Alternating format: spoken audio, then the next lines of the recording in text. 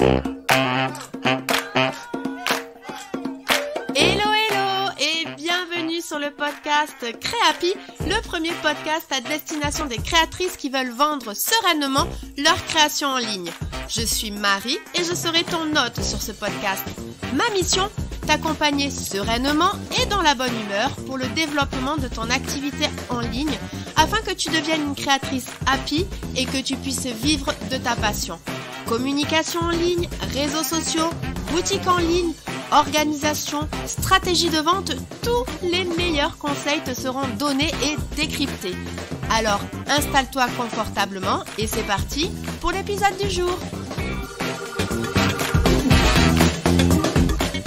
Hello et je suis ravie de te retrouver comme chaque semaine sur ce nouvel épisode de Créapi. Et aujourd'hui, nous allons parler de démarcation, de différenciation. Et oui, si tu me suis sur Instagram ou que tu écoutes régulièrement mes épisodes, d'ailleurs, j'en profite pour te remercier de ta fidélité si c'est ton cas. Donc tu m'entendras souvent dire que ce qui est important lorsque tu vends en ligne, et même lorsque tu vends tout court finalement, c'est de te différencier, de te démarquer de ton marché. Le but en fait, c'est d'imaginer par exemple donc des amis en soirée, et que là ils se disent mais si, tu sais, c'est la fille qui fait ta. Tu vois, te différencier, ça va te permettre de rester mémorable et pour développer ses ventes et son activité, aujourd'hui, quand on voit la concurrence, c'est assez important. Oui, bah alors, ok, Marie, tu vas me dire ça, d'accord, je vois bien le truc, mais comment on fait? Car se différencier, finalement, c'est hyper large. Et tu as raison, il y a de nombreuses manières de le faire et justement dans cet épisode, je vais te présenter les 6 manières que tu as de te différencier avec des exemples à la clé pour t'aider encore plus. Et avant de démarrer avec la première manière de te différencier, je précise qu'il n'y a pas qu'une manière à choisir, tu pourras en choisir plusieurs, pas trop non plus, mais bon, ça on le voit juste à la fin. Allez, c'est parti avec le premier moyen pour te différencier et c'est peut-être le plus évident, donc c'est important que je le signale ici, puisque tu peux te différencier grâce à ton produit.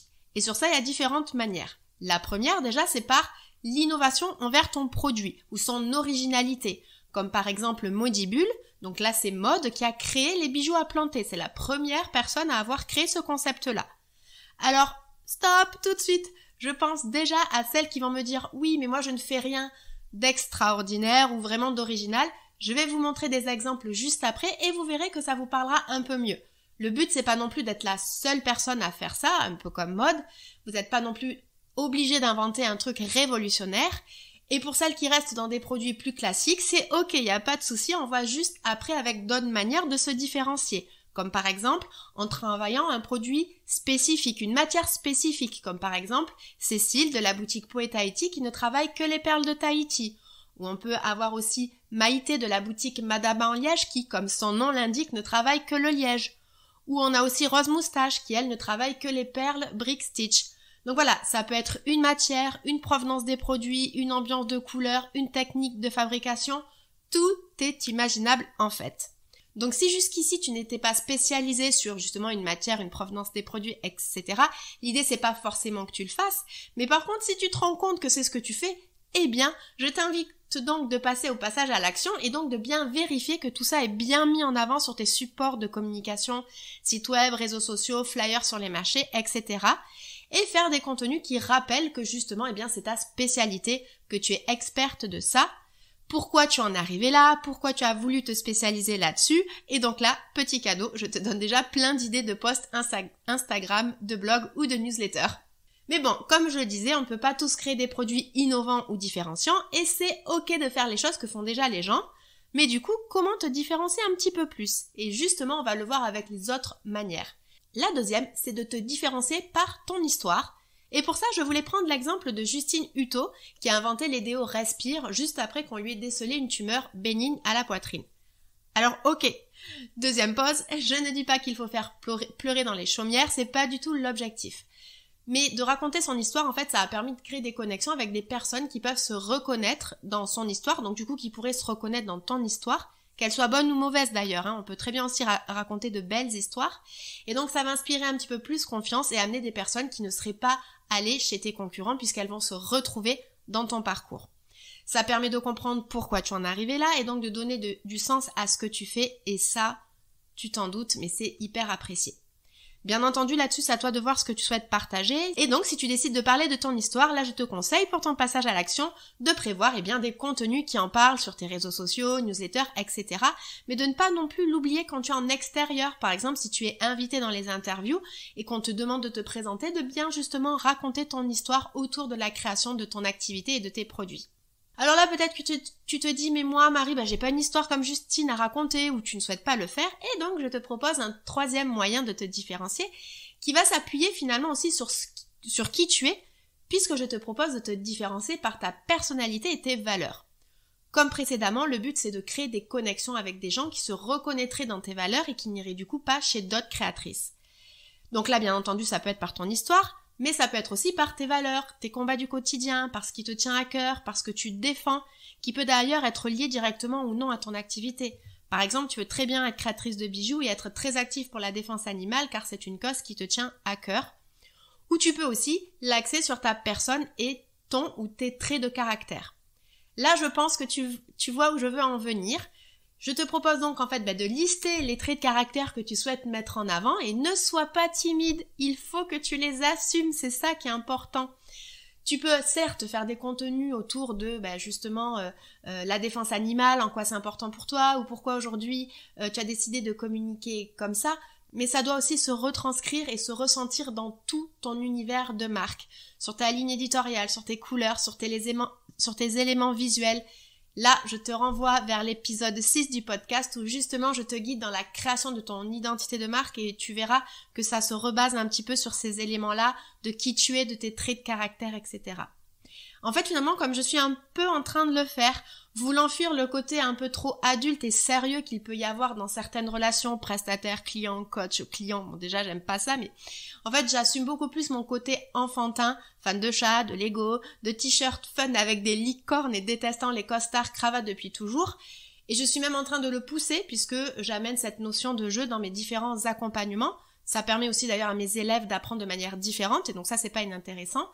Et je l'amène aussi dans mes différents échanges avec vous où j'essaie toujours d'amener des petites choses un petit peu plus fun pour apprendre à se connaître ou échanger ensemble. Pour le quatrième élément de différenciation, là, on va parler de niche. Et oui, il fallait bien que j'en parle. Alors je ne vais pas trop insister là-dessus car j'en ai déjà beaucoup parlé et je sais que c'est pas toujours évident de se nicher pour toi car il y a beaucoup d'idées reçues autour de ça. Notamment, on peut croire qu'on va se fermer des portes et de potentielles ventes. Alors en fait, c'est pas exactement ça. Puisque selon moi, en fait, te nicher, ça va te permettre de concentrer la plupart de tes efforts, tes messages, ta communication, ton expertise sur une spécialisation. Mais ça ne veut pas dire que tu ne peux pas répondre aux autres aspects de ton activité et donc travailler avec une autre cible ou travailler un autre type de produit. Mais le fait quand même de focuser tes efforts sur une spécialisation, ça va te permettre finalement de cadrer tes efforts puisque notre temps n'est pas infini, donc il faut prioriser. Ça va te permettre de devenir la référente sur cette spécialisation, donc potentiellement toucher plus facilement les bonnes personnes et même à terme d'augmenter tes prix de vente. Donc si tu as cet axe de différenciation, mes conseils, c'est que ça doit être une fois de plus visible sur ta communication et ton identité de marque, que ça soit sur tes profils de réseaux sociaux, sur l'harmonie de ta charte, sur la façon de t'adresser à ta cible, les messages, etc. Pour le cinquième élément de différenciation, alors là, je trouve que l'on n'en parle pas assez, alors que pourtant ça peut être hyper intéressant et même ça peut avoir deux intérêts, c'est de te différencier sur ton expérience client. Procurer une bonne expérience client, c'est important pour ton activité puisque tes clients vont devenir tes propres relais de vente et te seront fidèles. Donc les chouchouter, c'est la base finalement. Mais tu pourrais pousser le concept un petit peu plus loin pour justement devenir la fameuse personne en soirée où des amis diraient « Mais si, tu sais, c'est la personne qui t'envoie une vidéo quand tu reçois un produit et qui t'explique comment l'utiliser. » Bon là voilà, c'est juste un exemple comme ça. Alors je reconnais que c'est peut-être pas facile l'élément différenciateur le plus facile à trouver et à mettre en place, puisqu'il faut vraiment trouver ce petit truc qui marquera les esprits. Mais voilà, garde en tête que dans tous les cas, travaille sur ton expérience client, peut-être essaie de poser des petites choses en brainstorm pour voir ce que tu pourrais proposer pour faire quelque chose que tout le monde ne fait pas.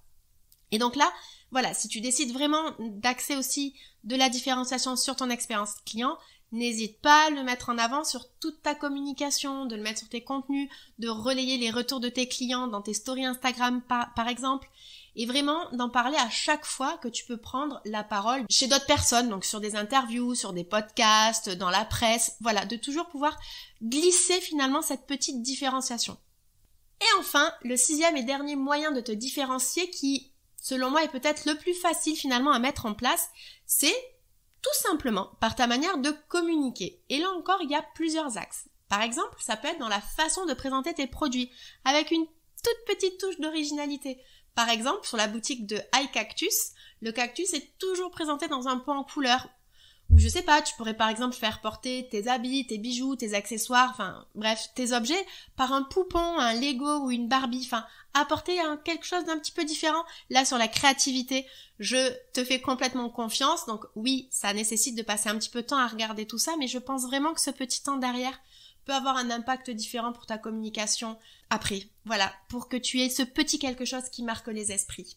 Sinon, tu pourrais aussi te différencier de manière alors un petit peu plus simple, de par ton identité visuelle, avec un choix particulier sur les couleurs notamment, par exemple que du noir et blanc ou des couleurs très flashy ou assumer vraiment des couleurs plutôt douces, nude, mais vraiment qu'on doit pouvoir retrouver sur toute ta communication, pas forcément que sur tes produits. Je dis pas qu'il faut que tes produits aient forcément toutes ces couleurs-là ou que tu ne fasses que des produits en nude, mais qu'on le retrouve aussi sur l'ambiance de ta newsletter, sur ta boutique, sur ton profil Instagram. Comme par exemple, on peut le voir sur la boutique de Justine chez La Sardine Verte, qui a une ambiance du coup très très colorée. Et donc voilà, là encore une fois, on s'en souvient, ça marque les esprits. Ou en tout cas, quand on regarde son feed Instagram, ça marque car on sait que c'est elle, à ce moment-là, qui a publié, puisqu'elle a assumé des couleurs très très flashy. Tu peux aussi te différencier de par les contenus que tu vas donner, et ça, c'est l'une de mes solutions préférées. Un contenu, en fait, l'idée, c'est de créer un contenu particulier qui t'identifie au milieu de tous les contenus que l'on peut voir. Et là, j'aime beaucoup l'exemple donc de Julie, qui est donc les créas de Julie, puisque régulièrement, elle donne des définitions relatives à la couture et qui finalement ont souvent un double sens. Donc, ça apprend des choses et voilà, moi je me souviens d'elle et en soirée je peux parler d'elle en disant mais j'adore parce que Julie, elle nous fait découvrir la couture et elle a toujours à chaque fois j'ai appris un petit quelque chose, on croit que ce mot ça veut dire ça alors qu'en fait ça veut dire ça. Et là pour le coup je l'ai pas précisé, c'est en rapport avec ce qu'elle propose puisque Julie fait de la création textile, fait de la couture. Et enfin pour terminer, il y a également une différenciation par le ton éditorial que tu vas choisir. Et là, alors même si ce ne sont pas des créatrices, j'aime beaucoup prendre l'exemple de Michel et Augustin ou de Innocent, qui ont une approche éditoriale plutôt basée sur l'humour et le divertissement. Par exemple, si on va sur le site internet d'Innocent, il y a un paragraphe où ils ont marqué « On écrit beaucoup de bêtises sur les réseaux sociaux, qui parfois ne concernent même pas nos produits. Suivez-nous pour voir ça, vous aurez 32,7% de chances de ne pas le regretter. Mais on sait aussi être sérieux. » Voilà, je trouve que ce petit paragraphe sur leur site internet est assez révélateur de leur communication et finalement c'est aussi grâce à leur style et leur manière de communiquer qu'on a pu se souvenir d'eux et qu'ils en sont là où ils en sont aujourd'hui. Bien entendu, il n'y a pas que ça qu'ils ont mis en place pour qu'ils soient là où ils en sont arrivés, mais en tout cas ça peut déjà vous donner des idées pour trouver un ton éditorial qui sort du classique. En fait, je crois que tu auras compris, l'idée c'est de trouver le petit truc qui va faire que tu vas être différent ou tu vas être original. Là, tu vois, voilà, on est arrivé donc du coup au terme de l'épisode et je t'ai donné plein de petites manières distillées comme ça sur ces 6 manières de te différencier et j'espère que tu arriveras à y trouver, voilà, allez, 1 ou 2 déjà manières de se différencier, ça sera déjà pas mal. Et donc, je te les répète, du coup, tu peux trouver donc des éléments de différenciation au niveau donc de ton produit, mais également au niveau de ton histoire, ou de par ta personnalité et tes valeurs, de par ta niche, de par ton expérience client et également de par ta manière de communiquer sur tes contenus, tes couleurs, la façon de présenter tes produits, la façon de t'adresser aux gens, etc. Alors je reconnais que c'est pas quelque chose qui se met en place rapidement, mais c'est vraiment très important que tu brainstormes là-dessus, que tu te lances ou que tu sois déjà lancé. Il y a beaucoup de créatrices aujourd'hui, donc c'est vraiment important que tu appuies sur un des éléments de différenciation et surtout, je crois que tu l'auras compris, que tu le répètes et que tu l'assumes complètement. Voilà, écoute, j'espère vraiment que ces informations t'auront été utiles et si tu as trouvé cet épisode intéressant et que tu souhaites soutenir le podcast et moi-même par la même occasion, n'hésite pas à lui laisser un 5 étoiles ou à t'abonner en fonction de la plateforme de podcast sur laquelle tu m'écoutes. Je le répète, mais c'est vrai que c'est une petite action pour toi et qui me fait à chaque fois énormément plaisir, donc je te remercie par avance. D'ici qu'on se retrouve pour le prochain épisode, je te souhaite une bonne journée, soirée, nuit, selon quand tu m'écoutes, et je te dis à très vite.